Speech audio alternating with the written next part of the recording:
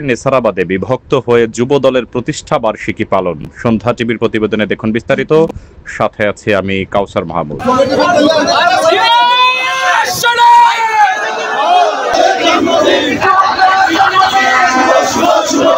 নেসারাবাদে পৃথক পৃথক কর্মসূচির মধ্য দিয়ে দুই গ্রুপে বিভক্ত হয়ে যুবদলের ৪৭তম প্রতিষ্ঠা বার্ষিকী পালিত হয়েছে।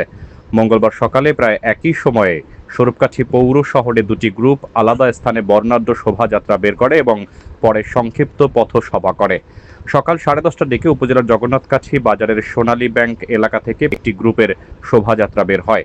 শোভাযাত্রাটি পৌর শহরের প্রধান প্রধান সড়ক প্রদক্ষিণ করে পুরাতন ইউনিয়ন পরিষদ চত্বরে গিয়ে পথসভায় মিলিত হয়। এতে নেতৃত্ব দেন স্বরূপকাঠি পৌর বিএনপির সাংগঠনিক সম্পাদক মোহাম্মদ হাফিজুর রহমান, সাবেক যুগ্ম আহ্বায়ক মোহাম্মদ সাইফুল ইসলাম, কৃষক দল নেতা মোহাম্মদ সোহাগ, পিরোজপুর জেলা ছাত্র দলের সাবেক সহসভাপতি ও যুবনেতা মোহাম্মদ রেজাউল হাসান, নেসারাবাদ উপজেলা ছাত্র দলের সাবেক যুগ্ম আহ্বায়ক ও যুবনেতা মোহাম্মদ লোকমান হোসেন প্রমুখ।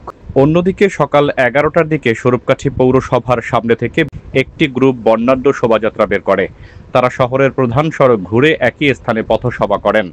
এতে নেতৃত্ব দেন স্বরূপকাঠি পৌর বিএনপির সাধারণ সম্পাদক মোহাম্মদ মইনুল হাসান, সাংগঠনিক সম্পাদক মোহাম্মদ রাসেল কবির, স্বরূপকাঠি উপজেলা ছাত্র দলের সাবেক যুগ্ম আহ্বায়ক ও যুবনেতা মোহাম্মদ আলামিন শিকদার, স্বরূপকাঠি পৌর ছাত্র দলের সাবেক সাধারণ সম্পাদক ও যুবনেতা মোহাম্মদ আবদুল্লাহ আল জুবায়ের, যুবনেতা আব্দুর রহিম, মারুফ তালুকদার প্রমুখ।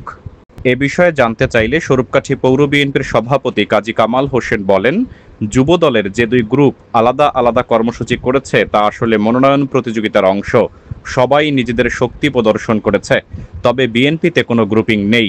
নেসারাবাদ উপজেলা বিএনপির সাবেক সদস্য সচিব মোহাম্মদ আবদুল্লাহ আল বেরুনি সৈকত বলেন, নেসারাবাদে যুবদলের কমিটি নেই বহু বছর, সামনে নতুন কমিটি হবে, তাই হয়তো নেতৃত্ব পাওয়ার আশায় এমন কর্মসূচি হয়েছে।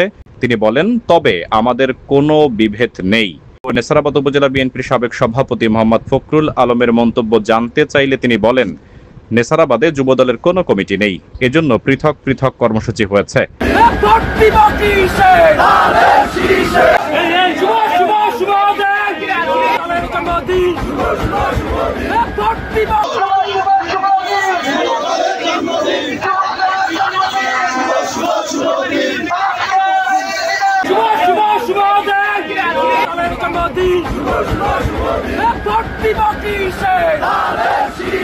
Forti